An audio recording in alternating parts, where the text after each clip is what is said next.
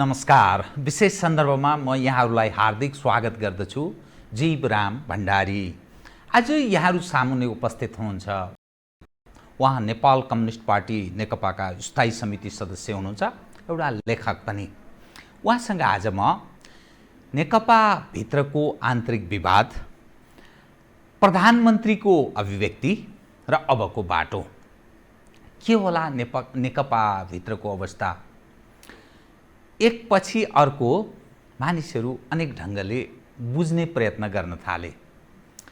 प्रधानमन्त्रीले हिजो सार्वजनिक रूपमा आफूमाथि षड्यन्त्र भइरहेको, त्यसमा बाह्य तागतको उक्साहटमा पार्टीभित्रकै साथीहरू लागि परेको, विभिन्न होटलहरूमा भूमिका निर्वाह भइरहेको, अनि अन्तर्राष्ट्रिय सञ्चार माध्यम, खास गरी किटेरै उहाँले भन्नुभयो, भारतीय सञ्चार माध्यमलाई पनि इङ्गित गर्नुभयो। नेपालको राजनीतिमा उनीहरूको त्यो खालको उपस्थितिलाई उहाँले स्वीकार्नु भएको छ। रघुजी पन्तले पार्टीको स्थायी समितिको बैठकमा नेपालको शान्ति क्षेत्रको प्रस्ताव, जो राजा वीरेन्द्रले 2031 सालमा आफ्नो शुभराज्याभिषेकको बेलामा घोषणा गरेका थिए, त्यो प्रस्तावलाई निरन्तरता दिनुपर्ने माग पनि उहाँले गर्नुभएको छ, अर्थात् प्रस्ताव गर्नुभएको छ। यो विषय पनि म उठान गर्छु। त्यसै गरी पछिल्लो समयमा मिलेनियम च्यालेन्ज कर्पोरेसनको नाममा नेकपाभित्र ठुलो विवाद उत्पन्न भएको छ, अनि कालापानी लिपुलेक लिम्पियाधुरा प्रकरण, अनि नेपालको आन्तरिक राजनीतिमा बाह्य तागतको उपस्थितिलाई प्रधानमन्त्रीले स्वीकारेपछिको अबको अवस्था के हुने, यावत विषयलाई केन्द्रमा राखेर केही विश्लेषणात्मक र केही सूचनामूलक ढङ्गले कुराकानी गर्नेछु। सर्वप्रथम म उहाँलाई स्वागत गर्छु। स्वागत छ यहाँलाई। म शान्ति क्षेत्रको प्रस्तावबाटै प्रारम्भ गरौँ जस्तो लाग्यो, किनभने यो जल्दो बल्दो अलिकति छलफलको विषय पनि बन्नुपर्छ, आम नागरिकले बुझ्नु पनि जरुरी छ। शान्ति क्षेत्रको प्रस्ताव नेपालमा जब 2046 को राजनीतिक परिवर्तन भयो, तत्पश्चात त्यो प्रस्तावलाई यसै खारेज गरियो। 116 राष्ट्र लगभग त्यतिले समर्थन जनाएका थिए। फेरि तपाईँले यसलाई बेउताउनुपर्छ, अब यो प्रस्तावलाई हामीले निरन्तरता दिनुपर्छ भन्ने प्रस्तुत गर्नुभएछ। त्यहाँ तपाईँ स्थायी समितिमा यो किन ल्याउनु भयो? मैले यहीँबाट सुरु गरेँ कृपया। अनि यो नेपाल भारत सम्बन्ध र सीमा समस्याबारे हाम्रो पार्टीको स्थायी कमिटीमा जुन छलफल भइरहेछ, त्यो विषयमा आफ्ना विचार व्यक्त गर्ने क्रममा मैले चाहिँ शान्ति क्षेत्रको प्रस्ताव जुन राजा वीरेन्द्रले राज्याभिषेकको बेलामा ल्याएका थिए, र त्यो बेलाको दक्षिण एसियाको परिस्थिति अलिकति जटिल पनि थियो हैन। त्यही बेला भारत त्यो दक्षिण एसियामा भारतको एउटा छिमेकी सानो हिमाली राज्य सिक्किमले आफ्नो स्वतन्त्रता गुमाएको थियो। त्यहाँको राजतन्त्र पनि समाप्त भयो, देश पनि समाप्त भयो। त्यो भारतको डेमोक्रेटिक प्रक्रिया जस्तो देखिन्छ। भारतको एउटा प्रान्तको रूपमा सिक्किम परिणत भयो। त्यसबाट दक्षिण एसियाका छिमेकीहरू झस्केका थिए। स्वाभाविक रूपमा नेपाल झस्किनु स्वाभाविक हो, र राजाहरूलाई राजाको रूपमा रहिरहने एउटा स्वतन्त्र देश चाहिन्छ, टेरिटोरी चाहिन्छ, भूमि चाहिन्छ, जनता चाहिन्छ, त्यसको सबरिनिटी चाहिन्छ। त्यसैले राजाहरूको एउटा बाध्यता के हुन्छ भन्दाखेरि उनीहरू देशभक्त हुनुपर्ने पनि बाध्यता हुन्छ, किनभने देशभक्त भएन र देश रहेन भने त उनीहरू राजा रहँदैन। यो एउटा कारण त राजा वीरेन्द्रको सधैँ थियो, सिक्किमको घटनाबाट झस्केको। अर्को त्यो बेलाको इन्दिरा गान्धीको दक्षिण एसियामा जुन प्रकारको हस्तक्षेपकारी भूमिका बढ्दै गइरहेको थियो, त्यसबाट राष्ट्रलाई जोगाउनु पर्ने थियो। त्यो अवस्थामा एउटा नेपाल चाहिँ एउटा पिस जोन भयो भने त्यसले नेपालको स्वतन्त्रता सार्वभौमता जोगाउन मद्दत पुर्याउन सक्छ कि भन्ने राजा वीरेन्द्रको एउटा रणनीतिक सोच जस्तो मलाई लाग्छ। यद्यपि शान्ति क्षेत्र प्रस्तावलाई मान्यता दिइसकेपछि मान्यता दिनेहरूले के कुरा गर्नुपर्ने हो, के कुरा पुरा गर्नुपर्ने हो, नेपाल आफैले शान्ति क्षेत्र हुँदाखेरि के मान्यताहरू, के आधारहरू पुरा गर्नुपर्ने हो, यस्ता केही पनि कुरा थिएन। त्यो युएनओमा पनि गएको थिएन। यद्यपि राजाले आफ्नो युएनओमा भाषण दिँदा ती कुराहरू मन्त्रीहरूले त्यो उठाएका थिए, तर त्यो मूर्त रूपले चाहिँ आएको थिएन। खालि शान्ति क्षेत्रको प्रस्ताव भनी आयो। त्यो पञ्च नेताहरू र पञ्चायतका मन्त्रीहरूको परराष्ट्र मन्त्रालयको एउटा मुहिम जस्तो भयो। धेरै देशले मान्यता पनि दिए, तर त्यो मान्यता दिए बापत के गर्नुपर्ने, त्यसको तात्पर्य के हो, त्यसको बारेमा विस्तृत व्याख्या केही पनि त्यो छलफल भएन। एउटा स्लोगानको रूपमा, अभियानको रूपमा चाहिँ त्यो गयो। त मेरो भनाइ के भन्दाखेरि, तर त्यसको जिस्ट चाहिँ नेपालको लागि फाइदाजनक थियो। नेपाल पिस जोन हो। किन पनि पिस जोन हो भन्दाखेरि नेपालले हाम्रा एउटा ठुला दुईटा छिमेकी छन्, तिनीहरूसँग सैनिक रूपमा कम्पिटिसन गर्न सक्दैन। त्यसो भन्नुको तात्पर्य फेरि हाम्रो सेनालाई आधुनिकीकरण गर्नु हुँदैन, हाम्रो देशको रक्षाको लागि हाम्रो सेनालाई आधुनिकीकरण, त्यसको सङ्ख्या बढाउने, त्यसलाई बलियो बनाउने कुरा गर्नु हुँदैन भन्ने होइन, गर्नैपर्छ त्यो काम पनि। एउटा राज्य राष्ट्र भएपछि त्यो त गर्नैपर्छ। तर शान्ति क्षेत्र हुँदा चाहिँ कमसेकम दुवै छिमेकी मुलुकलाई अलिकति ढुक्क पार्न सकिन्छ।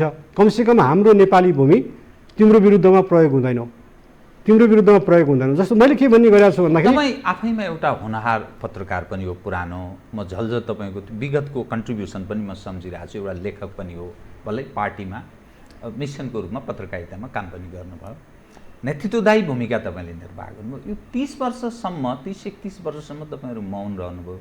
यस बेला कुन त्यस्तो परिस्थिति आयो र यो विषयलाई, भलै यसको म नकारात्मक ढङ्गले यो विषय उठान गर्न चाहिरहेको छैन, के चिजले तपाईँलाई घचघच्यायो र यो विषय अहिले यतिखेर उठान गर्नु? 30-31 वर्ष मौन रह्यो भन्ने होइन। शान्ति क्षेत्रको प्रस्तावलाई कसले विरोध गर्यो त्यो बेला? नेपालले होइन, नेपालको त्यो बेला पनि नेपालले लिएको असंलग्न परराष्ट्र नीतिलाई त कसैले विरोध गरेन नि। एक्ज्याक्टली हामीले त सुरुदेखि जुन असंलग्न परराष्ट्र नीति लिएका थियौँ होइन, हामीले नन एलाइनमेन्ट मुभमेन्टको एउटा सक्रिय सदस्य पनि हौँ, त्यसलाई त हामीले निरन्तरता दिएको छौँ नि। त्यसैले मैले के भनेको नि, परराष्ट्र नीतिका आधारभूत कुरा र स्वार्थहरू, तपाईँको परराष्ट्र नीति निर्धारणमा तपाईँको जियो पोलिटिकल सिचुएसन, तपाईँको भूराजनीतिक अवस्थितिले पनि महत्त्वपूर्ण भूमिका खेलेको हुन्छ। त्यो त फेरिँदैन नि। मन्त्रीहरू आउलान् जालान्, राजाको ठाउँमा गणतन्त्र आयो, राजतन्त्रको ठाउँमा गणतन्त्र आयो, एउटा प्रधानमन्त्रीको ठाउँमा अर्को प्रधानमन्त्री आउँछ, तर देशको परराष्ट्र नीति त फेरिँदैन, देशको भूराजनीति त फेरिँदैन, देशको स्वार्थ त फेरिँदैन। तपाईँले भन्नुहोस् हिजो सोभियत सङ्घ थियो, आज 15वटा स्वतन्त्र राज्यमा परिणत भएको छ, तर आज पनि आजको रुसले हिजोको त्यो सोभियत सङ्घको परम्परागत नीतिलाई त कन्टिन्यू गरिरहेको देख्छौँ नि हामी। भन्दाखेरि ठुला शक्तिहरूले मात्र होइन, साना शक्तिहरूले पनि निश्चित अवधारणाहरूमा आधारित भएर आफ्नो परराष्ट्र नीति बनाएका हुन्छन्। यद्यपि परराष्ट्र नीति भनेको गृहनीतिकै विस्तारित रूप हो, तर हामीले जहिले पनि चाहने कुरा, नेपाली जनता, नेपालका जुनसुकै राजनीतिक शक्तिले चाहने पनि कुरा के भन्दा नेपाल बलियो होस्, नेपाल स्वतन्त्र होस्, नेपालको सार्वभौमता अटल होस्, यसको स्वतन्त्रतामा आँच नआओस् भन्ने कुरा त प्रत्येक देशभक्त नेपालीले चाहन्छ। त्यो जुनसुकै राजनीतिक दलमा लागोस् नलागोस् भन्दाखेरि त्यो कुरालाई ध्यानमा दिने हो भने त्यो राजा वीरेन्द्रले पनि आफ्नो गद्दीको स्वार्थ पनि थियो होला, तर एउटा देशभक्तिको भावनाले आफ्नो देशको टेरिटोरीको, आफ्नो स्वतन्त्रताको सुरक्षाको अवधारणाले अगाडि सारेका थिए। र त्यही बेला हामीभित्र, म त पार्टीमा त्यो बेला अलि पछाडि भर्खरै लागेको थिएँ होइन, सिपिजी महासचिवभन्दा उहाँले पनि उठाउनु भएको थियो पार्टीभित्र। अहिले पनि त्यो मान्यता छ। त्यो के भन्दाखेरि यो राजाले आफ्नो गद्दी रक्षाकै लागि ल्याएको हो, तर गद्दी रक्षाकै लागि ल्याएको भए पनि यो चाहिँ नेपालको स्वतन्त्रताको हितमा छ, त्यसैले यसको विरोध गर्नुहुन्न भन्ने एउटा मान्यता सिपीको थियो। होइन, यो गद्दी रक्षाको लागि मात्र हो, के को शान्ति क्षेत्र जनतालाई दमन गरेर भन्ने अर्को धार पनि हाम्रो पार्टीमा थियो। मलाई चाहिँ त्यही बेलादेखि सिपीको यो विचार चाहिँ अलि विश्लेषण योग्य छ है, किनभने हामीले अन्तर्राष्ट्रिय परिस्थिति, हाम्रो छिमेकी पनि हेर्नुपर्छ। किन भन्दा जुन प्रकारले सिक्किमले आफ्नो स्वतन्त्रता गुमायो, नेपालले आफ्नो स्वतन्त्रता जोगाउनुपर्छ। त्यसमा कन्सियस हुने हो भने शान्ति क्षेत्रको प्रस्ताव उपयोगी हुनसक्छ भन्ने मलाई त्यस बेला पनि लागेको थियो। यस बेला अलिक खतरा केही देखा पर्छ तपाईँले यसो हेर्दाखेरि? नेपालको सार्वभौमिकता अथवा स्वतन्त्रतामाथि अथवा नेपालको आन्तरिक मामिलामा हस्तक्षेपको कुरा, कुनै त्यस्तो चिजले पनि तपाईँलाई आभास भएको छ? अहिले त्यस्तो आभास भएको छैन। एउटा राम्रो कुरा के भने 2015मा भारतले जसरी हाम्रो संविधान जारी गर्ने बेलामा नाकाबन्दी लगायो, त्यसदेखि यता नेपालका राजनीतिक दल र नेपाली जनताको मनोबल अगाडि बढेको छ। यसको लागि त्यो बेला चाहिँ हामी सबैको भावना हो, यो त्यो बेला केपीजीको मात्रै भावना होइन, तर अगुवाई केपीजीले प्रधानमन्त्रीको रूपमा स्ट्यान्ड लिनुभयो, त्यसको पछाडि सबै हामी थियौँ। त्यसको लागि उहाँलाई धन्यवाद पनि दिनुपर्छ। तर के भन्दाखेरि त्यसदेखि यता जुन त्योभन्दा अगाडि अलिकति नेपालको राजनीतिमा हस्तक्षेपकारी समन्वय गर्न खोज्ने जस्तो जुन भूमिका भारतले खेल्यो, त्यो अवसर त हाम्रो कमिले नै भएको, किन राजा र हामी पनि लड्यौँ राजनीतिक दलहरूको भिन्नता आएपछि। तर जब तपाईँको घरमा घर झगडा हुन्छ, तपाईँ कराउन थाल्नुहुन्छ, झगडा गरेर थाल र भाँडाकुँडा फाल्न थाल्नुहुन्छ, छिमेकीले के गरा नगरा भन्न त थालिहाल्छ। त्यो मौका दिनुमा हाम्रो पनि कमजोरी थियो। तर 2015 पछि उसले जुन भारतले उसको नाकाबन्दीको हामीले जसरी सामना गऱ्यौँ, त्यसदेखि भारत ब्याक भएको छ। तर अहिले क्षेत्रको सवालमा म तपाईँसँग एउटा मात्रै विषय उठान गर्छु। अब यो पार्टीको आन्तरिक छलफलको विषय र समग्रमा राष्ट्रिय एउटा छलफलको विषय बन्नुपर्छ र सरकारलाई त्यो ढङ्गले दबाब सिर्जना गर्नुपर्छ भन्ने विषय तपाईँ मैले के भन्दाखेरि यसमा डिस्कसन गरौँ। अब हामीले शान्ति क्षेत्रकै प्रस्ताव अगाडि सार्छौँ भने पनि त्यसको औचित्य र आवश्यकता के, शान्ति क्षेत्र बन्नको लागि के गर्नुपर्छ, हामीले के गर्नुपर्ने हो, र हामीलाई शान्ति क्षेत्रको मान्यता दिएका राष्ट्रहरूले तिमीलाई दिएको शान्ति क्षेत्रको प्रस्तावलाई मान्यता हामीले फिर्ता ल्याउँ भनेर त कसैले पनि भनेको छैन। अमेरिका, चाइना सबले जसले दिएको थिए त्यो प्रस्ताव तिमीले त्यो त निरन्तर छ नि, बिउताउन सकिन्छ, त्यसलाई बिउताउन सकिन्छ। भने अब हामीले के त्यसलाई नयाँ परिप्रेक्ष्यमा हामीले त्यसलाई अगाडि सार्दा के मापदण्ड पुरा गर्नुपर्ने, युएनमा जानुपर्छ भने कसरी जानुपर्ने, हाम्रा छिमेकीहरूले त्यसको लागि के मापदण्ड पुरा गर्नुपर्ने, अरूबाट हामीले के होइन, यी सबैको बारेमा एउटा बृहत छलफल होस्। सरकारले यसलाई एक्सेप्ट गर्नुभन्दा अगाडि यो परराष्ट्रविदहरूको बारेमा, हाम्रो देशका सीमाविदहरूको बारेमा, सुरक्षाविदहरूको बिचमा एउटा डिस्कसनको विषय बनोस्। यसको औचित्य छ, उपयोगिता छ, यो मुलुकको स्वतन्त्रतालाई सुदृढ बनाउनको लागि अझ यसको भूमिका हुन्छ, अगाडि बढाउँ।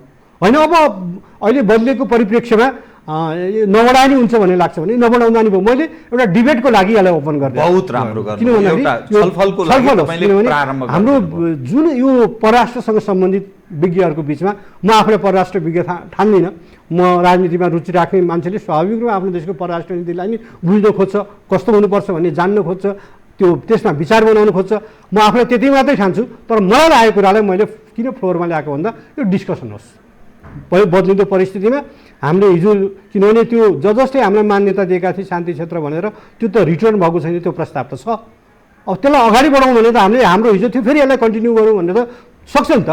एउटा राष्ट्रले परराष्ट्र नीतिमा उसको अवस्था फेरिँदै जाँदा, नयाँ चेतनाहरू डेभलप हुँदै जाँदा स्वाभाविक रूपमा यी नीतिहरूमा परिमार्जन थपिने त हुँदै जान्छन्।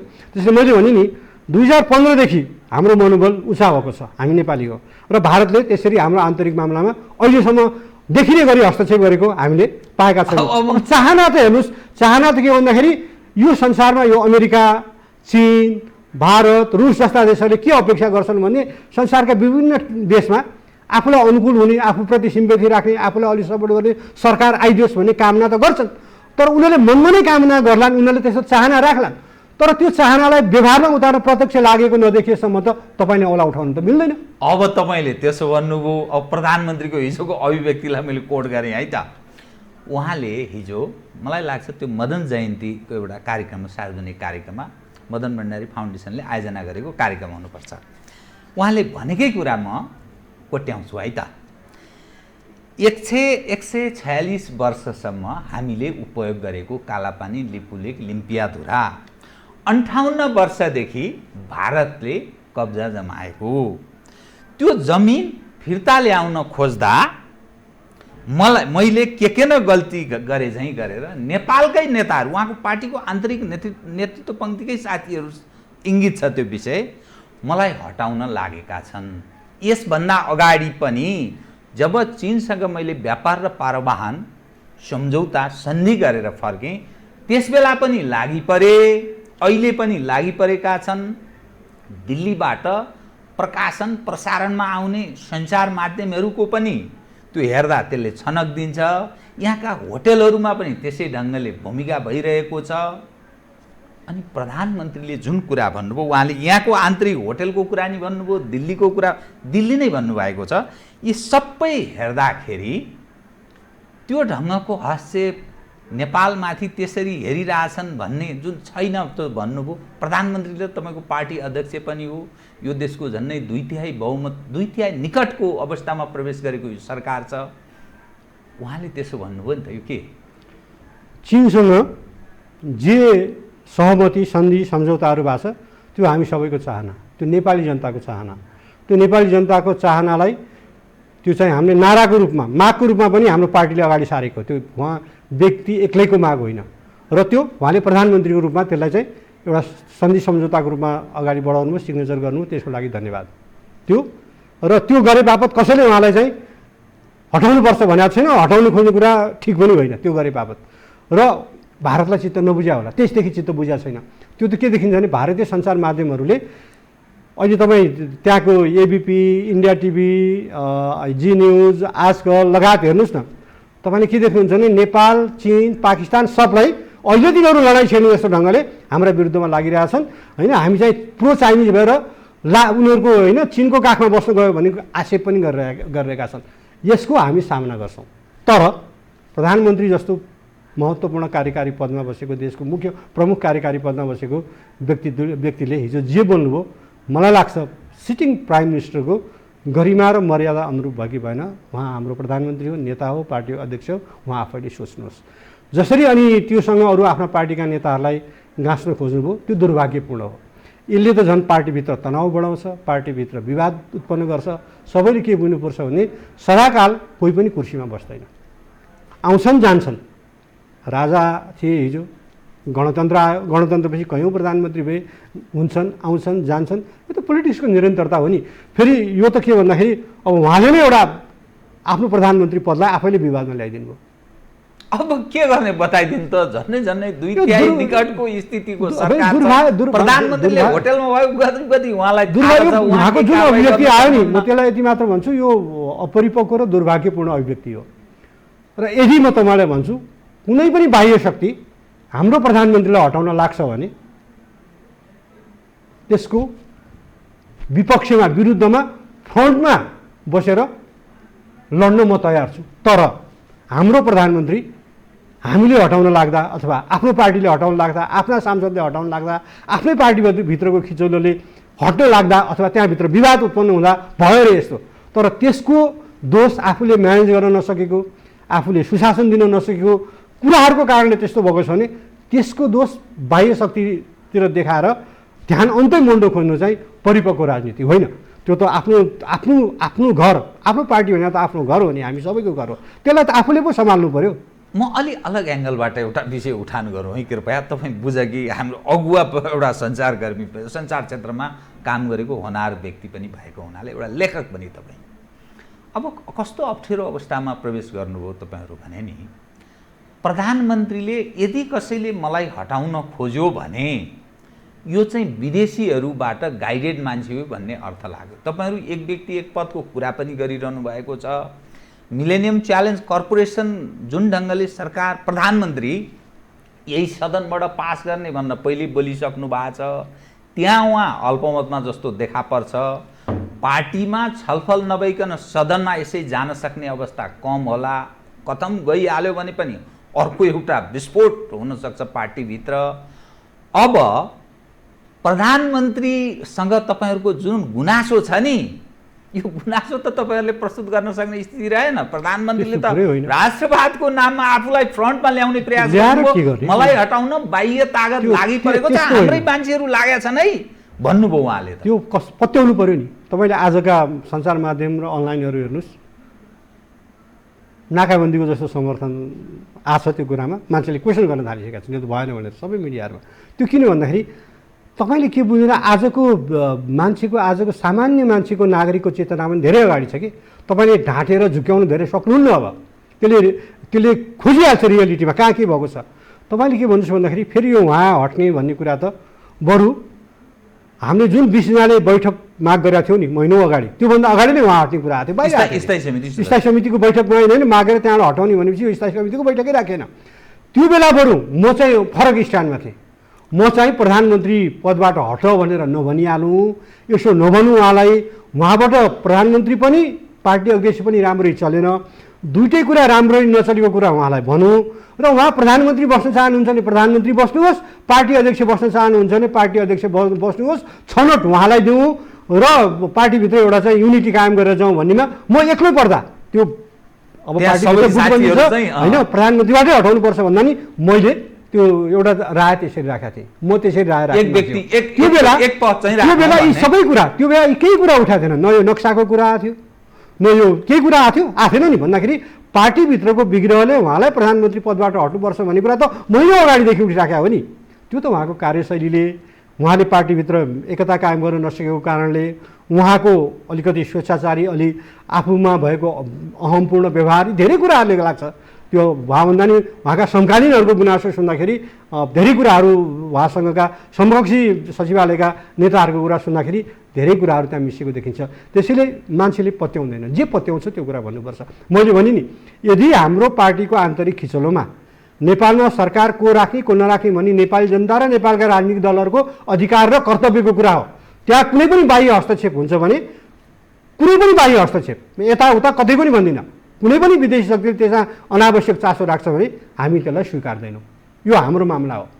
केपीलाई प्रधानमन्त्री बनाउने कि माधवलाई प्रधानमन्त्री बनाउने कि प्रचण्डलाई प्रधानमन्त्री बनाउने कि झलनाथलाई बनाउने कि फेर्ने कि नफेर्ने कि के गर्ने, यो त काङ्ग्रेसको पनि राजनीतिमा अहिले भन्ने उसको अधिकारको कुरा होइन, यो नेकपाको अधिकारको कुरा हो। नेकपाले यसलाई स्वतन्त्रतापूर्वक यो अधिकारलाई एक्सर्साइज गर्छ भने हिजो यही एक्सर्साइज गरेर केपी ओली प्रधानमन्त्री हुनुभयो होइन, यही एक्सर्साइज गरेर उहाँलाई हटाउँछ भने अनि मलाई हटाउन लाग्यो भनेर त्यो बाह्य शक्तितिर देखाउनु चाहिँ हुँदैन। अब यो त उहाँले भन्नुभयो मलाई हटाउन यस्तो भइरहेछ, अब यो मेरो लागि पनि नयाँ इन्फर्मेसन भयो, नयाँ जानकारी भयो। किनभने हाम्रोमा त पार्टीमा छलफलको विषय त प्रधानमन्त्री फेर्ने भन्ने थिएन, सरकारको कामको समीक्षा, पार्टी कामको समीक्षा थियो, त्यसैमा विषय आउँथ्यो। अब उहाँले नै यो के भ्रष्ट गरिदिनु भयो, यसले त वास्तवमा पार्टीका कार्यकर्ताहरूको मनस्थिति पनि बिग्रियो, देशका जनताको मनस्थिति पनि बिग्रियो। त्यसैले हामी त सतर्क छौँ। यो हाम्रो आन्तरिक मामला हो। यो नेपालमा नेकपाको को मान्छे प्रधानमन्त्री रहने नरहने भन्ने कुरा कसैले चासो दिने विषय होइन, हाम्रो कुरा हो। कसैले चासो दिएको पनि छैन, दिएपछि उठाउला, कसरी लड्ने त्योसँग लड्नुला। तर अहिलेसम्म यो हाम्रो आन्तरिक मामला हो, यहाँ कसैले हात हालेको छैन। अब अलिक खिपेरै मैले विषय उठाउन चाहे, आन्तरिक मामिला नै सही। प्रधानमन्त्री पार्टी अध्यक्ष पनि हुनुहुन्छ, प्रधानमन्त्री पनि हुनुहुन्छ केपी शर्मा ओलीजी। अब उहाँको यो दुवै पद निरन्तरता उपर जो स्थायी समितिका पहिले सदस्यहरू जो 20 जनले हस्ताक्षर गरेर स्थायी समितिको बैठक तत्काल बोलाऊ जो भन्ने थियो नि, जसै दुवै अध्यक्षलाई तपाईँले प्रस्ताव गर्नुभएको थियो, तपाईँले दुवै अध्यक्ष दुवै पदबाट चाहिँ उहाँलाई हटाउनुहुन्न भनेर जसले अडान लिनुभयो, अब कुन अवस्थामा प्रवेश गर्छ पार्टीको? किन स्थायी समिति बैठक जारी छ, पार्टीभित्रको आन्तरिक खिचलो त्यो धेरै छताछुल्लो जस्तो देखा पर्न थालिसक्यो, कुन अवस्थामा प्रवेश गर्छ अब पार्टी? हामी 20 जनाले प्रधानमन्त्री हटाउने भनेर हाम्रो एजेन्डामा थिएन। यद्यपि साथीहरूले छलफल गर्दा चलेन, हट्नुपर्छ भन्ने कुरा धेरैले ल्याउनु भएको थियो। त्यो बेला त हामीले के भने कोभिडको म्यानेजमेन्ट, कोभिड-19 र यो कोरोना जसरी फैलिरहेछ त्यसको व्यवस्थापन सरकारले गर्न सकेन। हाम्रो मूल चिन्ता त्यो थियो। त्यसैले हामी 20 जनाले मागेको, बैठक मागेर लेखेको, दुवै अध्यक्षले लेखेको पत्रमा त्यो कोभिडको कुरा प्रमुख, यो कोरोनाले मुलुकमा जुन अस्तव्यस्तता सिर्जना गर्यो त्यसलाई सरकारले फेस गर्न सकेन। पार्टीले के गरेर सहयोग गर्ने सरकारलाई, कसरी यसको सामना गरेर सारा नेपाली मिलेर यो कोरोनालाई हराउने, त्यसमा छलफल गरौँ भनेर बैठक मागिएको थियो। मुख्य एजेन्डा त्यो थियो। अरू एजेन्डा पनि आउँथ्यो होला, तर उहाँले छलफलै गर्न दिनु भएन। अब अहिले तपाईँले गाईजात्रा देखिराख्नु भएको छ, मान्छे उपचार नपाएर मरिरहेछ, क्वारेन्टाइनको स्थिति हेर्नुहोस्, हालत हेर्नुहोस्, बिजोग छ, मान्छेहरू खान नपाएर पनि मर्न थाले। प्रधान म स्वयम्भूमा बिहान घुम्न जान्छु मर्निङ वाक, त्यहाँ लहरै माग्ने पैसा हुन्छ, प्रधानमन्त्री माग्ने कहाँ खोज्ने, कहाँ छ माग्ने छैन भन्नुहुन्छ, न्युरोनमा माग्ने पैसा भेट्नुहुन्छ, तपाईँ जहाँ जानुहोस् पशुपति जस्तै छ। अब यो बडा अनि जिस्काउँछन् बाटो हेर्दा, खोइ तपाईँको प्रधानमन्त्रीले माग्ने छैन भने ल यहाँ लाइन लाग्यो, छिमेकी मसँग घुम्न जाने जिस्काउँछ, प्रधानमन्त्री भनिदिकन ल तपाईँ पैसा दिनुहोस् 5-5 रुपियाँ भनिदिन्छ। अब त्यो व्यङ्ग नि एक प्रकारले भन्दा हामीले त स्ट्रिटमा त्यो कुरा फेस गर्नु परिरहेको छ। त भन्दाखेरि प्रधानमन्त्री जे भन्दै हुनुहुन्छ त्यो व्यवहारमा भइरहेको छैन, मुलुकले सुशासन पाएन, सरकारले जसरी यो सङ्कटलाई फेस गर्नुपर्ने फेस गर्न सकेन। के गर्ने, पार्टीमा छलफल गरौँ, पार्टीले के सहयोग गर्न सक्छ भन्दाखेरि झन् यही बेलामा सारा औषधि खरिदको काण्ड यही बेला हुन्छ। अब तपाईँ हेर्नुहोस्, हिजोको हेर्नुहोस् त्यो टेकुको त्यो रुना झाले मैले भने बुझिनँ भनेको छ, 10 मिनट अगाडि ल के सामान चाहियो पठाऊ, तयारी हो त्यो सरकारको, के सामान मगाउने 10 मिनटभित्र पठाऊ भनेर, अनि मैले 10 मिनटभित्र जे चाहिन्छ हतार पठाएँ भनेपछि कति खेलाची भएको रहेछ त। सरकारले यसो गर्न पाइन्छ? नागरिकको जीवधनको सुरक्षा, उनीहरूको स्वास्थ्यको शिक्षाको जिम्मा त लिएको हो नि, सरकारको हो नि। त्यो सामान्य उपचार नपाएर नागरिक मरिरहेछन्, गाईजात्रा छ बाहिरबाट आएकोहरूलाई। आफ्नो देश, मान्छे आफ्नो देशमा के भनिरहेको छ नेपालीहरूले त्यो बेला भन्दाखेरि बाँच्नु मर्नु आफ्नो ठाउँमा छ, मर्नु पऱ्यो भने आफ्नो माटोमा मर्छु भनेर आएको छ, सिमानामा रोकेर राख्दैछ। अनि त्यसो गर्न पाइन्छ? त्यो व्यवस्था त्यो त पूर्व अन्दाज थियो। भारतबाट जब नागरिकहरू आउँछन् थाम्न गाह्रो हुन्छ भने त्यसको आवश्यक तयारी गर्नु पर्दैन। अब हेर्नुहोस्, भनेको औषधि आएको छैन, तपाईँले मगाएको मेसिनरी प्रयोग हुँदैन, के मगाउनु भयो? तपाईँलाई चाहिने त्यो जुन इन्स्ट्रुमेन्ट छ एउटा साइजको यो, एउटा ढङ्गको चाहिने अर्कोको आछ, कसरी मगाइयो? अनि यी सबैप्रति हामीले प्रश्न गर्न नपाउने, जनताले प्रश्न गर्न नपाउने लोकतन्त्रमा शासन पारदर्शी हुनुपर्छ, त्यसलाई सुशासन चाहिएको। यो दिन्छु भनेर जनताको हित गर्छु भनेर आएर चाहिँ यो काम गर्न नसकेपछि त नैतिक प्रश्न त खडा हुन्छ। यो त जो भयो नि, म भए नि खडा हुन्थ्यो, माधवजी भए नि खडा हुन्थ्यो, प्रचण्डजी भए नि खडा हुन्थ्यो, झलनाथ भए नि खडा हुन्थ्यो। अनि यो प्रश्न उठाउँदा विदेशीहरूको इसारामा लाग्यो भनेर भन्दा कसैले पत्याउला र भने? प्रधानमन्त्रीको र पार्टी अध्यक्ष दुवैको यो निरन्तरतामाथि यसपटक स्थायी समितिले प्रश्न उठाउने, पुनर्विचार गर्न सक्ने स्थिति छ, बहुमत या अल्पमतमा प्रवेश गर्न सक्छ स्थायी समिति भन्ने अर्थ लाग्छ यो होइन? अब सरकार र पार्टी कामको समीक्षामा र अब झन् अहिले त प्रधानमन्त्रीले हिजो जे बोलिदिनु भयो नि, त्यो त अब प्रधानमन्त्रीले बोलेको कुरा त देशकै एजेन्डा बनिदियो। सनसनी तरङ्ग त छ। अब स्वाभाविक रूपमा त्यो चाहिँ थाई कमिटीको बैठकमा आउँछ र थाई कमिटीको बैठकमा जटिलतातिर त प्रधानमन्त्रीज्यूले घसेट्नुभयो। सहज छैन हो त्यसो भए। अब म फेरि यसैमा एउटा जोडेँ। परराष्ट्र मन्त्री प्रदीप ग्यावालीले आजै राष्ट्रिय सभामा के भन्नुभयो भने चीनले नेपालको सीमा मिचेको छ भनेर जो प्रचार भइरहेको छ त्यो कुन कारखानामा बनेको हामी त्यो खोज्दैछौँ भनेर राष्ट्रिय सभामा जवाफ दिने क्रममा बोल्नु भएको छ। यो नेपालमा के भइरहेको छ? परराष्ट्र मन्त्री एक ढङ्गले प्रस्तुत हुनुहुन्छ, एक दिन प्रधानमन्त्री अर्को ढङ्गले प्रस्तुत हुनुहुन्छ। एज हामी 3.5 करोडभन्दा बढी नेपालीको एउटा अभिभावकको रूपमा लोक कल्याणकारी राज्य भन्छौँ, लोकतन्त्रको हामी कुरा गर्छौँ, जनताप्रति जिम्मेवार हुनुपर्ने जुन विषय छ, यत्रो परेशानी छ, हामी कहिले यताको कुरा कहिले उताको कुरा, यो के भन्न खोजेको, यसलाई तपाईँले कसरी ग्रहण गर्नुभएको छ? नेपाल चीनको बिचमा सीमा समस्या छैन, हामीले धेरै अघि टुङ्ग्यायौँ भनेर परराष्ट्र मन्त्रालयले आधिकारिक वक्तव्य दिइसक्यो। त्यही नै हो हाम्रो स्ट्यान्ड, हाम्रो पार्टीको स्ट्यान्ड पनि त्यही हो। हाम्रो सरकार छ, समस्या छैन होइन। अब त्यो के भन्दाखेरि त्यो दोलखाको एउटा सीमा स्तम्भको छ, त्यो पनि पत्ता लगाइसक्यो। त्यो पनि उनीहरूको भन्दा हाम्रै स्टाफको हाम्रै त्यो कर्मचारीको कमी जस्तो छ, चुचुरामा जान नसकेर फेदमा राख्या भन्ने कुराहरू आइरहेछ। त्यो भने त्यो त कुनै ठुलो कुरा भएन, कुराकानी गरेर मिलाउन सकिने कुरा भयो, सल्टाउन सकिने कुरा भयो। त मेरो भनेको नै परराष्ट्र मन्त्रीले कम बोले हुन्छ, खोल्नु चाहिँ पर्छ। वास्तवमा यस्तो प्रायोजित समाचार भारतसँग हाम्रो चाहिँ यो एउटा टसल बढिरहेको बेलामा यो चाहिँ वास्तवमा भारतसँगको इस्युलाई डाइभर्ट गर्ने उद्देश्यले नै त्यो आयो, त्यसको उद्देश्य त्यो देखियो। अब त्यस्तोमा कतिपय होइन, अब म गाइडेड भन्दिनँ, सञ्चार माध्यमहरूले अब किन भन्दाखेरि मैले एउटा दैनिक अखबारले क्षमा याचना गरेर के भनेको छ भन्दाखेरि हामीलाई यस्तो च्यानलबाट प्राप्त भयो, कसरी आयो त्यहाँबाट हामी पनि खोज्दैछौँ भनेको छ। भनेपछि केही त रहेछ नि त, जसले त्यो न्युज छाप्यो उनीहरूले पनि वास्तवमा यो चाहिँ अलिकति गडबड भयो भनेर भन्दा बेला त त्यो गडबडी छ भन्ने त देखियो। तर परराष्ट्र मन्त्रीहरूले यस्ता कतिपय कुरामा अलिकति संयमित बोल्नुपर्छ। मैले किन पनि यो भने भन्दाखेरि हाम्रो परराष्ट्र मन्त्रीले यो नेपाल भारतदेखि अहिलेसम्म धेरै बोल्नुभयो। के अरे अब हाम्रो उपप्रधानमन्त्रीले इन्टरभ्यू दियो, परराष्ट्र मन्त्रीले इन्टरभ्यू दिनुभयो, तर उताको परराष्ट्र मन्त्री त बोलेको छैन, एक शब्द बोलेको छैन अहिलेसम्म।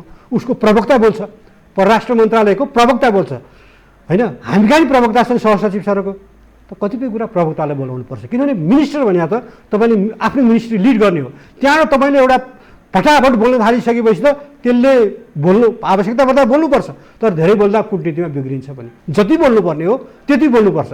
जसरी उसको प्रवक्ताले बोलिरहेछ त्यो प्रवक्ता स्तरको कुरालाई त हाम्रै प्रवक्ताले जवाफ दियो भने त्यो डेभलप गर्नु पर्यो। अब चीनसँगको विषय त ठिकै छ, यसमा धेरै नेपालीहरूले आपत्ति पनि जनाएको छैन, त्यत्रो छ भन्दा त्यो वास्तवमा एक ढङ्ग हो। किन आयो त्यो अल्को छलफलको विषय बन्न सक्ला, तर त्यो विषयलाई धेरै चर्चा जरुरी छैन। तर कालापानी, लिपुलेक, लिम्पियाधुराको त समस्या देखियो, उनीहरूले कब्जा गरेका छन्। अब यो सवाललाई निपटारा गर्ने कसरी? म अलिकति थोरै मलाई अलिक विगतदेखिको बुझा राखिदिनुहोस् है। 1950 को सन्धि कसको पालामा भयो त, विषय कहिले बन्यो त भन्दाखेरि अप्रिल 10 देखि 14 सम्म 1995 मा प्रधानमन्त्री मनमोहन अधिकारीले भारत भ्रमण गर्दा पहिलोचोटि राख्नुभयो भारत सरकार समक्ष, भारतको प्रधानमन्त्री समक्ष। यो चाहिँ नयाँ बदलिएको अवस्थामा 1950 को सन्धिलाई परिवर्तन गरौँ, पुनर्विचार गरौँ भनेर त्यो एजेन्डा बन्यो र त्यो बेला जारी जोइन्ट स्टेटमेन्टमा चाहिँ होइन यो कुरा उल्लेख भयो पहिलोचोटि। त्यसपछि लगत्तै शेरबहादुर देउवा जानुभयो 1996 मा, 11-17 फेब्रुअरी 1996 मा, तर यो विषय त्यहाँ एजेन्डा बनेन। तर त्यसपछि जुन 5 देखि 6 दुई दिनको 1997 मा भारतीय प्रधानमन्त्री इन्द्र कुमार गुजराल नेपाल भ्रमण आउनुभयो र त्यस बेला तीनटा कुरा जोइन्ट स्टेटमेन्टमा तीनटा कुरा पर्यो। पहिलो कुरा के पर्यो, 1950 को सन्धि सम्बन्धी छुट्टै विषय बनेर त्यो छुट्टै उपशीर्षक भयो, 1950 ट्रिटी भनेर त्यो जोइन्ट कम्युनिकमा लेखेको छ र त्यसमा एउटा बुँदा छ होइन। त्यो चाहिँ त्यो एउटा छुट्टै उपशीर्षकको रूपमा त्यो 1950 ट्रिटी भनेर त्यो उल्लेख भयो। त्यसपछि आएर के भन्यो भने बुँदा नम्बर 6 मा त्यसलाई उल्लेख गर्यो। त्यसले गर्दा त्यही बेला जलमार्गको कुरा पनि जोइन्ट स्टेटमेन्टमा पर्यो है।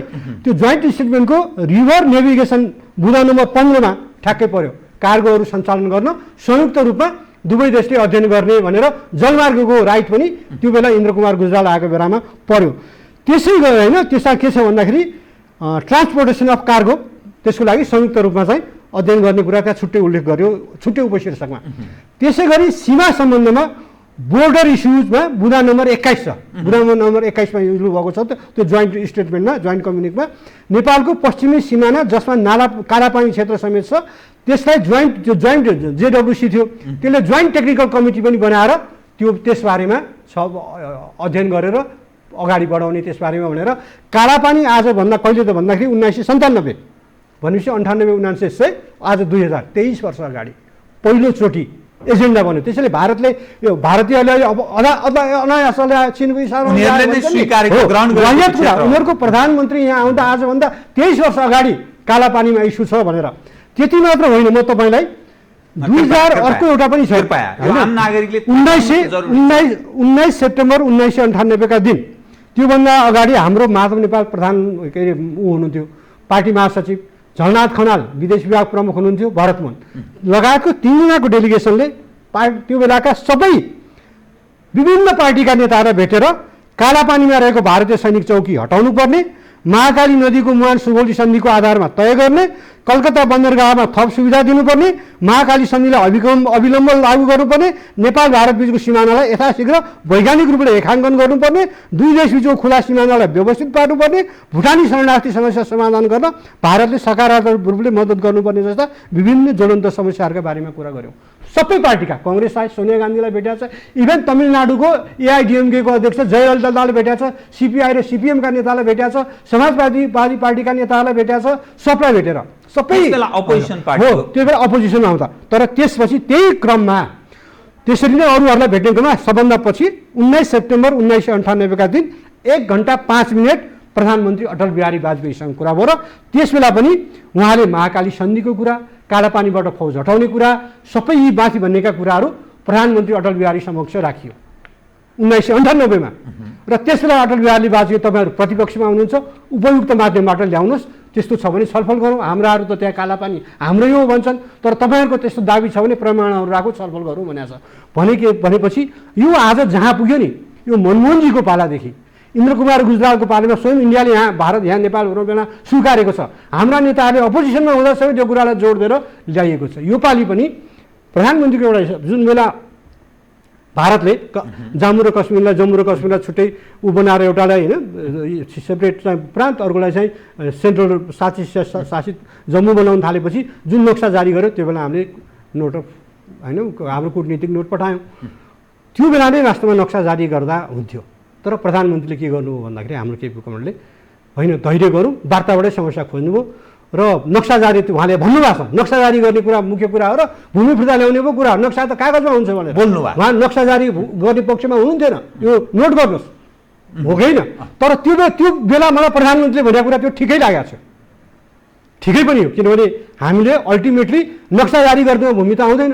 तपाईँले भन्नुहोस् बोर्डरको विवादलाई लिएर अहिले चाइना र इन्डियाको बिचमा त्यत्रो मारामार भइरहेछ, चाइनाले जारी गरेको नक्सा भर्खरै इन्डियाले नक्सा जारी गरेर त चाइनाले पनि आपत्ति गर्यो, चाइनाले जारी गरेको नक्सामा इन्डियाले आपत्ति गर्छ, इन्डियाले नक्सा गरेको जारी नक्सामा चाइनाले आपत्ति गर्छ, तर भूमि त दुवैले आफ्नो ढङ्गले चलाइरहेछन्। त हामीले पनि नक्सा जारी गर्दैमा भूमि त आउने होइन, खालि नक्सा जारी गरेर हामीले के गर्यौँ भन्दाखेरि हाम्रो त्यो भूमिमाथिको हक दाबी बलियोसँग उपस्थित गरायौँ, मुख्य कुरा यो हो।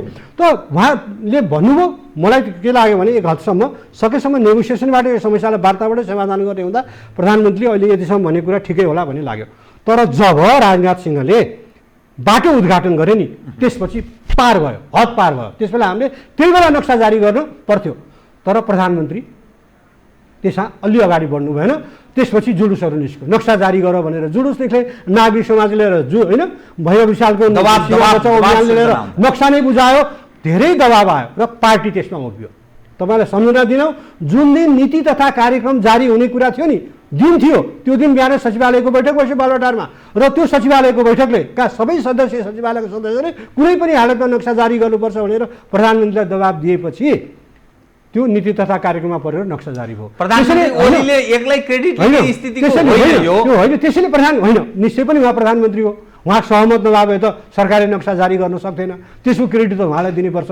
तर मैले मेरै त्यस्तो होइन, सबभन्दा बढी यसको पक्षमा उभिएको त हाम्रो पार्टी हो, देशका जनताहरू, बुद्धिजीवीहरू हुन्, युवाहरू हुन्, नागरिक समाजहरू हुन्, उनीहरूले हामीलाई सरकारलाई त्यो बिन्दुमा पुर्यायो।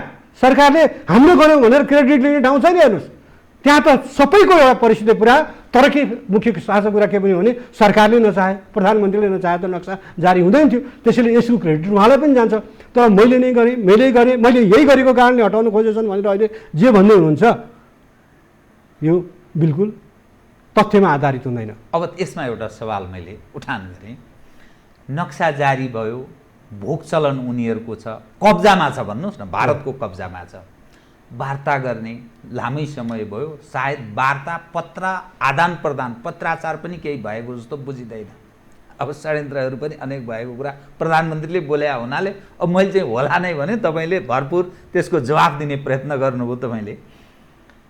अब के गर्ने, त्यो वार्ता कथम हुन सकेन भने कहिलेसम्म हामी वार्ता भनिरहने कि या अन्तर्राष्ट्रियकरणको नि कुरा गर्छन् मानिसहरू, आइसिजेको पनि कुरा गर्छन्। अब यो यावत विषयलाई नि अब कसरी जानुपर्छ त, यो हामीलाई प्राप्त गर्ने अनेक अहिले अरू कुनै कुरामा दिशातिर जाने होइन, अरू विषयमा सोच्ने बेला नै भएको छैन। अहिले वार्ता नै हो। किनभने तपाईँले आजभन्दा 23 वर्ष अगाडि 25 वर्ष अगाडिदेखि उठाउँदै आउनुभयो, 23 वर्षमा अगाडि एजेन्डा बन्यो। हामीले उठाउँदै आयौँ, भारत सरकारलाई भन्दै आयौँ। त्यही कारणले नै इन्द्र कुमार गुजराल यहाँ आएको बेलामा जलमार्ग पनि पर्यो, कालापानी पनि पर्यो, 1950 को ट्रिटी पनि पर्यो होइन। त्यो बेला अगाडिसम्म सचिवलाई अध्ययन, म तपाईँलाई यहाँ समय छैन, नत्र मैले कुन प्रधानमन्त्री आउँदा र कुन प्रधानमन्त्री जाँदा के भयो त्यो जोइन्ट भन्दाखेरि जब मनमोहनजीले एजेन्डा बनाउनु भयो त्यसपछि एजेन्डा बन्यो। कन्टिन्यू एजेन्डा बन्दै आएपछि अनि त्यहाँबाट बल्ल चाहिँ केपीजीको पालामा आएर के भयो त भन्दाखेरि होइन त्यो चाहिँ इपिजी बन्यो नि। त्यो त मनमोहनजीले प्रधानमन्त्री हुँदा 1995 नउठाउनु भएको भए हामी यहाँ आइपुग्दैन थियौँ नि। त्यसैले यो त टाइम लिन्छ। हेर्नुहोस्, अहिले प्रधानमन्त्री केपी ओलीले रातारात चाहिँ भूमि फिर्ता ल्याउन सक्नु भएन भनेर उहाँलाई चाहिँ भन्न मिल्दैन। हामी एउटा बाटोमा गयौँ, यो वार्ता नै हो। हाम्रो थाई कमिटीको बैठकमा नि सबैले मुख्य जोड वार्ता नै हो। वार्ता हो, वार्ता नभए भोलि के गर्ने सोचौँला होइन। त्यसमा विभिन्न विचार छन्, तर वार्तामै जोड दिएर वार्ताबाट समस्या समाधान गर्नुपर्छ। किनभने भारत हाम्रो मित्र राष्ट्र हो। हाम्रा यो सीमा मात्र होइन, जलस्रोतदेखि लिएर अरू धेरै समस्याहरू छन् उसँग होइन। विगतदेखि उसले एउटा हेपाईपूर्ण दृष्टिकोणले हामीलाई व्यवहार गर्दै आएको छ, थिच्दै मिच्दै आएको छ। हाम्रो सिमानामा जथाभावी बाँध बाँध बिच एकै ठाउँमा हाम्रो जमिन डुबान हुन्छ। यी यावत विषयमा वार्ता गर्नु छ। किन लडेर त यसको समाधान खोज्ने हुँदैन। लडेर त चाइना र इन्डियाको बिचमा त लड्दा समाधान हुँदो रहेछ, मान्छे मर्दा त फेरि पनि वार्तामा आउनुपर्छ भने हामीले पनि वार्ताबाटै समस्याको समाधान खोज्ने हो। यसमा कुनै छैन। तर के भन्दाखेरि यो वार्तालाई परिपक्व ढङ्गले चलाउनुपर्छ। हिजोको जस्तो अभिव्यक्ति दिएपछि त मलाई लाग्छ तत्काल त झन् वार्ताको ढोका बन्द, झन् वार्ताको ढोका बन्द। मलाई त्यो दूरदर्शितापूर्ण, मलाई प्रधानमन्त्रीको रूपमा हिजो केपी ओलीजीले जे भन्नुभयो त्यो मलाई दूरदर्शितापूर्ण अभिव्यक्ति पटक्कै लागेन। अब म अलिकति ओल्ड फेनमेन नेपालका छिमेकी देशहरू र अन्तर्राष्ट्रिय घटनासँग नेपाल जोडिएको प्रसङ्गलाई जोडेँ है त। त्यसो भए चीन र भारत बीच तनावको अवस्था छ। लद्दाख सिक्किममै पनि त्यस्तो छ। अलि पहिले चाहिँ डोकलामको त्यस्तो घटना घट्यो, एकअर्का बीच हानाहान, कुन बेला के हुन्छ काहीँ न काहीँ मानिसहरू अलिक त्रसिएका, त्यस सीमा क्षेत्रका मानिस र अन्तर्राष्ट्रिय जगत पनि अलिक झस्केको जस्तो अवस्था पनि देखा पर्छ चीन र भारत बीचको घटनाले। अमेरिका र चीन बीचको ठुलो तनावको अवस्था छ। भारत त्यहाँ कुन ठाउँमा उभिएला? अमेरिका र चीन बीच सिधै प्रत्यक्ष एउटा तनावको अवस्थाबाट लडाइँमा परिणत भयो भने के होला भन्ने कता देशको, फेरि पाकिस्तान नजिक छ। हामीसँग जोडियो मिलेनियम च्यालेन्ज कर्पोरेसन। तपाईँको पार्टीभित्र यस मुद्दाले पार्टी ठ्याक्कै विभाजितको अवस्था, अर्थात् विभाजित भनेको पार्टी फुट्न लागेको छ भन्न खोजे होइन मैले, लिने कि नलिने भन्ने सवालमा मतै के हुन सकेको स्थिति छैन। समग्र नेपाली जन यस सवालमा विभाजित स्थितिमा छन्। अब बताइदिनुहोस् त, हाम्रो भारतसँग सम्बन्ध बिग्रेको छ, कुराकानी हुन सकेको छैन। भारतले हामीलाई आक्षेप लगाएको छ, अलिकति उत्तर परस्तको आक्षेप पनि लगाएको छ। अनि अमेरिका फेरि यसमा लटपटिएको छ। अब एमसिसी आयो, अब के गर्ने बताइदिनु। हामी एकदमै जटिल परिस्थितिमा छौँ। त्यसैले म एमसिसीको विषयमा प्रवेश गर्नुभन्दा अगाडि भनौँ, यो बेलामा नेपालको परराष्ट्र नीति एकदमै सुझबुझपूर्ण र संयमित ढङ्गले चलाउनुपर्छ। हाम्रो स्वतन्त्रता, हाम्रो सार्वभौम सत्तालाई बलियो बनाउने ढङ्गले हाम्रो असंलग्न परराष्ट्र नीतिबाट हामी दायाँ बायाँ हुँदैन। मैले भन्नु, भारत र चीनलाई भन्ने ठाउँ छ कि हामीसँग, तपाईँले भन्नुहोस् मैले केही वर्ष अगाडि जब कारगिल अटल बिहारी वाजपेयी प्रधानमन्त्री थिए, कारगिलमा लडाइँ चर्क्यो नि पाकिस्तान र भारत बीच। अनि त्यो थामिएपछि त्यसको खर्च इन्डियाले कति खर्च गर्नु पर्यो भनेर इन्डिया टुडेले लामो त्यसको रिपोर्ट छापेको थियो।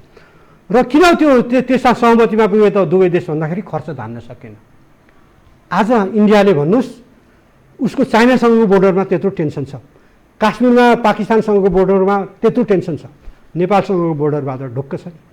आज नेपाल भन्ने स्वतन्त्र सार्वभौम सत्ता सम्पन्न यो देश, यो धरतीमा यो संरचना अहिलेको भू राजनीतिमा हुन्थेन भने इन्डियाको सुरक्षा खर्च उत्तरी सिमानाको लागि कति बढ्थ्यो।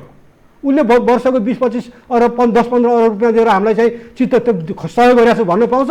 पाउँदैन। उसले त वर्षको 1.5 खरब रुपियाँ दिए पनि उसको सुरक्षाको दृष्टिकोणले हेर्ने हो भने त स्वतन्त्र नेपाल उसको लागि बहुत सस्तो भएको छ सुरक्षाको दृष्टिकोणले। हामीले त्यो भूमिका खेलिदिएका छौँ, उसको सुरक्षा खर्च जोगाइदिएका छौँ। स्वतन्त्र नेपालको टेरिटोरीबाट भारतभित्र कुनै उसको विरुद्धमा सुरक्षाको गतिविधि भएको छैन, कुनै उसको सुरक्षालाई खलबल पार्ने गतिविधि भएको छैन। यो देख्नु पर्दैन इन्डियाले। त्यसैले हामीले इन्डियन पोलिटिसियनलाई यो कुरा बुझाउनुपर्छ। हामीले महत्त्वपूर्ण भूमिका निर्वाह गरेका छौँ। तिम्रो सेक्युरिटीको लागि नेपाली भूमिको यति लामो 14-1500 किलोमिटर जुन छ यो बोर्डर त सुरक्षित छ नि। अनि त्यसै गरी हामीले चीनलाई पनि भन्नुपर्छ, इन्डियालाई मात्र होइन। तिमीले त हामीले दिएको सहयोग कम छ, किनभने तिम्रो अलिकति बोर्डर जोडिया ठाउँमा त तिमी र इन्डियन मारामार गरिरहेछौ, तर जति तिम्रो बोर्डर नेपालसँग जोडिया छ त्यहाँ त शान्ति छ नि। त्यसैले नेपाललाई समृद्ध बनाउन, नेपालको विकासको लागि सहयोग गर भनेर हामीले राम्ररी डिप्लोमेटिक ढङ्गले चीनलाई पनि इन्डियालाई पनि भन्ने ठाउँ छ। अब जहाँसम्म एमसिसीको कुरा छ, अमेरिका हाम्रो धेरै पुरानो मित्र राष्ट्र हो होइन। यी शक्ति राष्ट्रहरूले बेला बेला हस्तक्षेप पनि गर्छन्। खम्पाकाण्डलाई त्यो बेला खम्पाहरूलाई अलिअलि प्रोत्साहन गर्नमा अमेरिकैको हात त हो नि। त हामीले भन्नुपर्छ अमेरिकालाई पनि हाम्रो असंलग्न परराष्ट्र नीतिमा र यो भूमिबाट हाम्रा कुनै पनि छिमेकी देशको विरुद्धमा गतिविधि गर्ने कुरा हामी एलाउ गर्न सक्दैनौँ। यो पञ्चायतकालदेखि थियो, त्यो पञ्चायतकालदेखि थियो नि। त्यसैले एक चिनको नीति हामीले त्यस बेलादेखि लिएको, हामी निरन्तर छौँ। भारतसँगको मित्रतामा हाम्रो आधारभूत नीति त्यही नै छ भन्दाखेरि हामीले प्रश्न भन्नुपर्छ, हामीले त्यसलाई अझ बलियो बनाउने हो हाम्रो असंलग्न परराष्ट्र नीतिलाई। हामीले अमेरिकालाई के भन्नुपर्छ भने सहयोग तिम्रो चाहिन्छ। त्यसले एमसिसीमा मेरो भनाइ के छ भने एकदम फरक विचार आएको छ कि कतिपय विशेषज्ञहरूसँग कुरा गर्छु, बुद्धिजीवीहरूसँग उनीहरूकै राय पनि बाजिन्छ। त्यसले म अध्ययनको क्रममा छु, खोजेर पढ्दैछु जीवरामजी। किन भन्दाखेरि म के भन्छु नि, यसले हामीलाई विवादमा नपार्ने गरी होइन यो एमसिसी लिन सकिन्छ भने लिनुपर्छ भन्ने मान्यतामा म, एमसिसी लिनै हुन्न भन्ने मान्यतामा होइन। तर यो एमसिसीको प्रावधानबारे हाम्रा पार्टीभित्र कतिपय साथीहरूले उठाएका प्रश्नहरू पनि दमदार छन्, तिनीहरूको समाधान पनि हुनु पर्यो। त्यही भएर तर त्यसमा कतिपय टेक्निकल शब्दहरूको अर्थ म पनि लाउन सक्दिनँ के पर्छ। त्यसले यो सन्धि गर्दा को थिए, यो सन्धिलाई हाम्रा अन्तर्राष्ट्रिय कानुनका ज्ञाताहरूले कसरी बुझ्छन्, ती सबैसँग पार्टीले वास्तवमा राम्ररी छलफल गर्न बाँकी छ। र यससाथ गरी पार्टीले कार्यदल बनाइसकेपछि यो जटिल बनाइदिनु भएको त हाम्रो प्रधानमन्त्रीले पनि हो। अब भनिदिनुहुन्छ पढेकै छैनन्, पढ्दैन पढी विरोध गरेर हिँडेछन्। ए बाबा होइन नि, कार्यदलमा बसेर पढेर रिपोर्ट दिएछ। फेरि हाम्रो कार्यदल बनाउने पनि ढङ्ग त्यस्तै। मैले भने कार्यदल बनायो भने अब त माथिबाट बनाउनु पो, तल हामी फ्लोरमा थियौँ, अब साथीहरूको नाम प्रस्ताव गरेको छ, विरोध गरौँ भने मिलेन। तर के भन्दाखेरि एकजना त्यो एमसिसी ठिक छैन भनेर भीमरावजीले कुरा उठे हुनुहुन्छ, उहाँलाई कार्यदलमा राख्यो। अर्को यो ठिक छ लागू गर्नै पर्छ भनेर वकालत गर्दै हिँडेको परराष्ट्र मन्त्रीलाई कार्यदलमा राख्यो। अब त्यहाँबाट सहमति आउँथ्यो त, कार्यदलमा फरक मत आइहाल्यो। भन्दाखेरि कार्यदल बनाउँदाखेरि के गर्नुपर्थ्यो भने भीमजीका कुरा पनि राम्ररी बुझ्ने, परराष्ट्र मन्त्रीका कुरा पनि राम्ररी बुझेर यसलाई अलिक इन्डिपेन्डेन्ट ढङ्गले स्टडी गर्ने मान्छेहरूमा कार्यदल भावे त्यसको रिपोर्ट अलिक स्वीकार्य हुन्थ्यो। अब रिपोर्टै फरक मतसहित आइदियो, तर त्यो रिपोर्ट पनि हाम्रो थाई कमिटीमा अब इन्टर होला, त्यसलाई इन्ट्रोड्युस गर्न बाँकी छ। मान्छेहरूले त पढिसके, बाहिर पनि आइसक्यो। तर म के भन्छु भन्दाखेरि हाम्रो यसमा डिफ्रेन्सेस राख्ने साथीहरूले उठाएका विषयहरू पनि जिनुइन छन्। र यहाँ 55-60 अरब रुपियाँ आउँछ भन्दैमा हाम्रो सुरक्षा, हाम्रो परराष्ट्र नीतिमा आघात पार्ने मुद्दाहरू छन् भने लिनु हुँदैन। छन् भने, तर छैनन् भने तिनीहरूलाई एकोमोडेट गरेर जान सक्ने, तिनीहरूलाई नयाँ सहमति गरेर जान सक्ने ठाउँ छ भने अमेरिकासँगको सम्बन्ध हो। एउटा शक्तिशाली राष्ट्र हो, हाम्रो लामो समयदेखि मित्रतापूर्ण सम्बन्ध रहँदै आएको राष्ट्र हो। उसलाई चाहिँ फेरि त्यत्तिकै छिटाउनु पनि हुँदैन। त्यसैले यहाँनिर एकदम सन्तुलित एप्रोचको आवश्यकता छ। यो छलफलकै क्रममा छ। किनभने अब यो त होल्ड त भइसक्यो, अलिकति पछि त जाने त भइसक्यो। त यो पछि जाने अवस्थामा हामीले राम्ररी अध्ययन गर्नुपर्छ, यसका सबै पक्षमा राम्ररी अध्ययन गर्नुपर्छ। लिँदा कति फाइदा हुन्छ, कति नोक्सान हुन्छ, नलिँदा कति नोक्सान हुन्छ, कति फाइदा हुन्छ, त्यसको हिसाब किताब गर्नुपर्छ राम्ररी। र त्यसबारेमा निर्णयमा पुग्नुपर्छ। त्यसैले अहिले ठ्याक्क स्थायी लिने समितिले यसपटक के क्लियर स्पष्ट पार्छ के गाइडलाइन यो निर्देश गर्छ सरकारले? होइन, स्थायी कमिटीमा फर्मल्ली औपचारिक रूपले यो प्रतिवेदन इन्ट्रोड्युस भएको छैन, किनभने यो एजेन्डा छ। त्यसैले जब यो एजेन्डा भइसकेपछि यसलाई यसको कार्यदलको संयोजकले झलनाथजी हुनुहुन्छ हाम्रो होइन सचिवालयको सदस्य वरिष्ठ नेता, उहाँले यसलाई फर्मल्ली आफ्ना तर्कहरूसहित प्रतिवेदन राख्नु होला। त्यसपछि स्थायी कमिटीका सदस्यहरूले त्यसमा विचार व्यक्त गर्लान्, त्यसमा छलफल होला। तर यसमा छलफल गर्ने अब अलिकति होल्ड भएर अगाडि गए भएर यसमा छलफल गर्ने टाइम भएको हुनाले यसलाई गम्भीरतापूर्वक छलफल गरेर सम्भव भयो यही बैठकबाट नभए अलिकति बढी अध्ययन गरेर भए पनि यसलाई मत विभाजन गरेर होइन। मेरो मान्यता प्रश्न छ, पार्टीमा अल्पमत बहुमत गरेर महाकार्य जस्तो होइन, नलिने भए पनि सहमतिमा टुङ्ग्याउनु पर्यो। नलिने भए हामीले मात्र होइन, काङ्ग्रेसलाई पनि कन्भिन्स गर्न सक्छौँ नि। साँच्चै यो सन्धिमा आपत्तिजनक बुँदाहरू छन् भने त यो अगाडि बढाएको त विभिन्न सरकारको पालामा अगाडि बढाएको छ, काङ्ग्रेस पास गर्नुपर्छ भनेर आइरहेछ भने उसलाई पनि हेर यो बुँदाले गर्दा पास गर्न अप्ठ्यारो छ, त्यसैले रिनेगोसिएट गरौँ। नलिने भन्ने त एप्रोच कसैको छैन है।